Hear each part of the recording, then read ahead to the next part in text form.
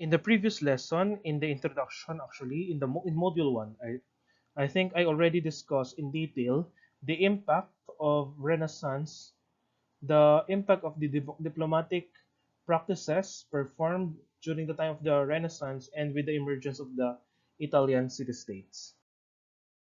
So to provide again a historical context, remember there was this collapse of the Holy Roman Empire and the formation of the new nation-state system after the 1648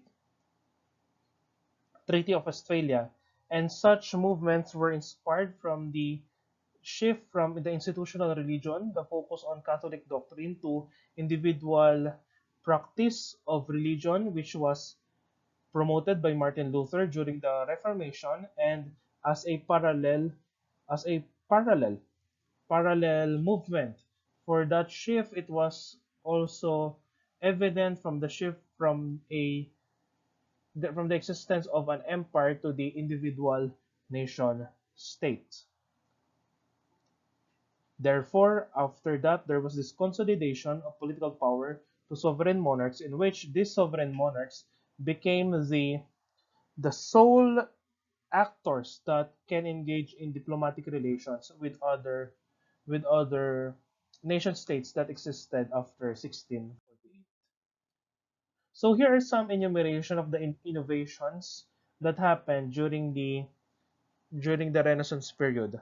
First, it was only in the 16th century where the word when the word ambassador was used to label sovereign representatives, except to the representative of the Pope who maintained the title of nuncio. So, right, the title is now ambassador, except to the papal representative of the which preferred to maintain the title of nuncio. So usually the nuncios, as I've discussed in the previous lessons, the nuncios are the ones who are what? Who read the will or the message of the one it represents, and the nuncio has no what? Has no room or avenue to provide his or her interpretations. The nuncio speaks, acts verbatim, so very legalistic, etc. Yeah, very legalistic and very rigid. So it was the only the papal office who retained the office of nuncio. Why? What is the reason? Because remember, the affairs of the Holy See, or yeah, the diplomatic office of the Pope, the Holy See, is actually not all. It's not actually focused on political relations, but with regards, it is focused on the administration of religious and spiritual affairs inside Europe. So remember, during this time, the church has been what? The church has been really focused on fighting heresies or new doctrines. So therefore, to avoid misinterpretations with the applications of doctrines, even in its spillover to political and international affairs, the nuncio was retained because the nuncio has no ability to tweak or to interpret the words of the one who sent him. He will just want. He only needs to relay it to the specific audience. Second, aside from sovereign representatives, commercial representatives were also added in diplomatic delegations. And then resident ambassadors are not only for delivering messages, but they were also given the new task to collect information. What kind of information that they need to obtain? Basically, that information needed by their sender or the monarch that authorized them to go to another country or to another place is the domestic politics that is happening inside the receiving country. Why? It's it is because of the what? It's actually a practice of organized hypocrisy. Despite that the Treaty of Westphalia is stated that this new nation state shall not intervene on the domestic affairs of each other, remember that the monarchs existing in Europe are usually what? They are blood related. So because of that, there are still relationships that's happening inside, and then politics among royal families are present. That's why the ambassadors are needed to collect information of what is happening inside these countries. Okay, Renaissance diplomacy is characterized, number one, by the use of ceremonies.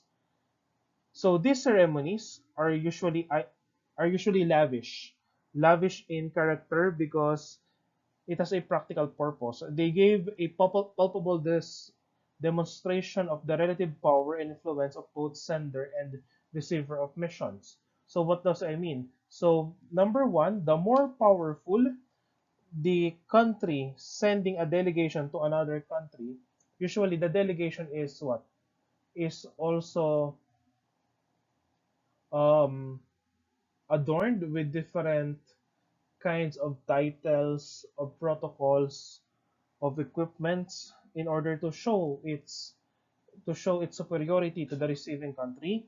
And then if the receiving country is either weaker or a little bit in terms of their capabilities, state capabilities, asymmetrical, usually they provide more lavish welcome to the stronger power. Ceremonies are routine. The credentials of an ambassador is presented to the monarch, and the monarch will pass it to a senior official. Why? Because bureaucratic purposes. The senior official, which focuses on a specific issue or specific office, will be the one to tackle the or to engage this sent ambassador. After some days, usually 2 days, the ambassador and this assigned senior official will talk and discuss the purpose of their visit. So this is where this is the time when such senior official will discuss the the serious matters, why an ambassador was sent from the origin country to the receiving country. Some observations that were noticed by diplomatic historians: number one, wives are not allowed to join embassies.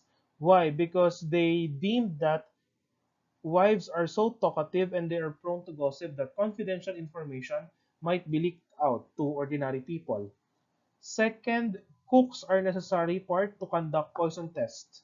So again, there are ceremonies, and then during ceremonies, it is an imperative for ambassadors and the receiving country to join into a feast. So cooks are there in order to test whether the food is poisoned or not.